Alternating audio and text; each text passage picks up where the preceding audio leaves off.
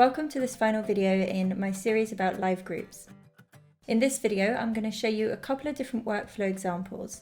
Now, there's a lot of different ways that you can use LiveGroups in your pipeline, and it will really depend a lot on the type of project that you're working on. But these are some of the most common uses for LiveGroups in production. So in this example, we have a multi-shot scene set up with lighting on the sequence, camera angle, and shot levels. And these Gaffer 3 nodes are all inheriting lights from upstream. Using LiveGroups, we're able to version these separately from each other and from the rest of the project.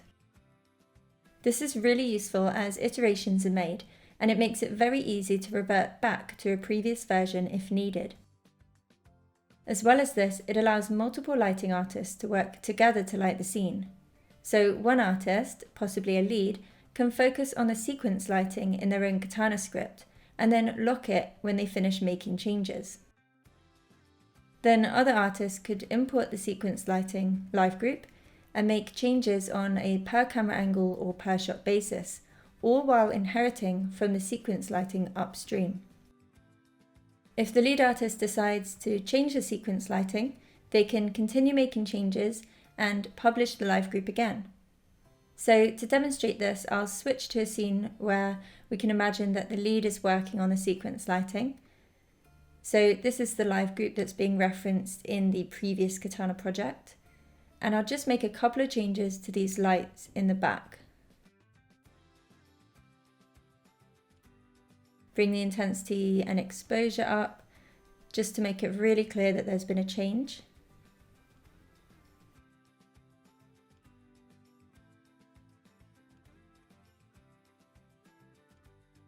And now I'll publish this LiveGroup and override the latest version.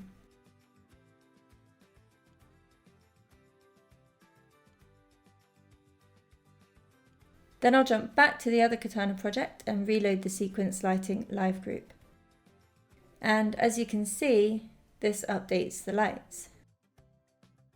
However, if an artist has adopted these lights for editing and made changes to a parameter, as they have in this Gaffer 3, then that parameter will not inherit the changes made upstream.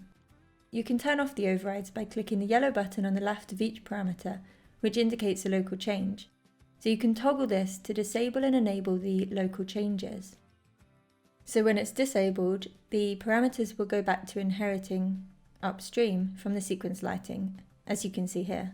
And this is a nice and easy way to revert back to the sequence level changes without losing your overrides. So this is a really streamlined way to light a scene with multiple artists working in parallel. And as I mentioned before, it's really easy to load in previous versions of LiveGroups or revert them if you're unhappy with any changes that have been made. Here's another example showing how a LiveGroup can be referenced multiple times in the same scene or across multiple different projects. The LiveGroup contains the setup for the AOVs, which I can now import into as many other Katana projects as needed, avoiding the need to repeat this setup. And if I make any changes, I only need to make them once and reload the LiveGroups. These LiveGroups can be managed by one person, which can help streamline your pipeline and help you to work more efficiently inside Katana. This particular setup is really useful as often the same AOVs are required for an entire project. So the LiveGroup can be referenced across all the Katana scripts in that project and updated in just one location.